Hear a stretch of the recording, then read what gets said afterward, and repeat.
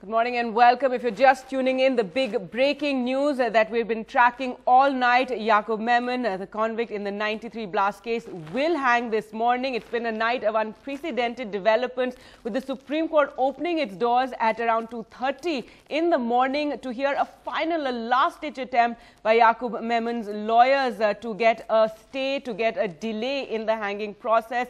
They were arguing that yesterday a mercy plea that had been put before the president had been rejected on a Wednesday evening, and due to that, according to jail manuals, he should get another 14 days before the execution, before the hanging. And we had activists and lawyers going to the Chief Justice around midnight, and finally the Supreme Court, the three-judge bench, this is the three-judge bench that heard that other last-ditch plea yesterday on a Wednesday and then rejected it, and they again heard this plea which was seeking a stay, a 14-day delay in the execution process. But finally that has been rejected, and in around 1.5 hours from now in Nagpur jail, Yaqub Memon will be hanged. Let's go across to Vaidya Nathan, who's been tracking all these developments through the night for us. Vaidya, you were in that court number 4, which was unprecedented, with the Supreme Court opening its doors at 2:33 a.m.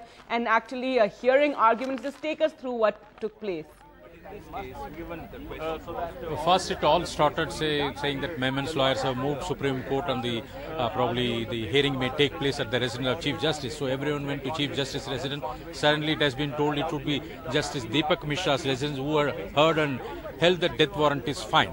So then we went to Tukhlak Road, where Deepak Mishra's residence was there, but Delhi police completely barricaded the whole road and did not allow anyone.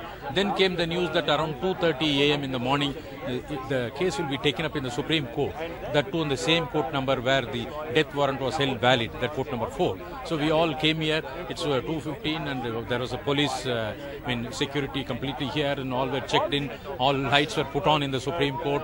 Then we went into the court number 4, but the hearing, which was supposed to start at 2:30, started only exactly 18 minutes past 3.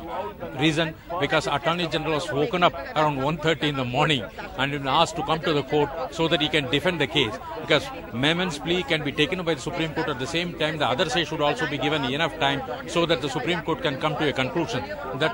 That's why Attorney General was woken up. So he came around 3:15. So immediately argument started. So Memon lawyers' main plea was, once the mercy petition is rejected, the gap of 14 days from the date of rejection and also the date of execution, 14 days will have to be given. At least give 14 days. And they also argued, saying that the rejection by the president, and that copy has not been communicated or given to the death convict, Mr. Memon, and also his family members. And they said, give us 14 days, we will challenge the mercy petition. But Attorney General representing Maharashtra argued, saying that all these points were argued yesterday itself, which were dismissed, and the court found the death warrant issued by the Tada court for the execution on 30th, that's today, is valid. So there is nothing new in it. And also, after hearing all these points, the court started dictating the order. So the hearing went on for almost 1 hour and 50 minutes. Justice Deepak Mishra, heading the three-judge bench, basically said that ample opportunity has been given to Mr. Memon. In fact, his review petition, which was supposed to be taken up in the open court for oral hearing, with just 30 minutes as mandated by the Supreme Court verdict, which went on for 10 days, meaning that ample opportunity has been given. Secondly, the first mercy petition filed on the behalf of Mr. Memon by his brother was rejected last April. So after that, Mr. Memon did not challenge the mercy petition. So there was ample chance he could have just made all arrangements, basically saying that he could have parted with his will. All these things could have done. So ample opportunity given, that was not utilized. So if we give one more opportunity and stay the execution, it will be travesty of justice. This is the words of Justice Deepak Mishra, and he dismissed the petition, paving way for execution of Mr. Memon at 7 today morning.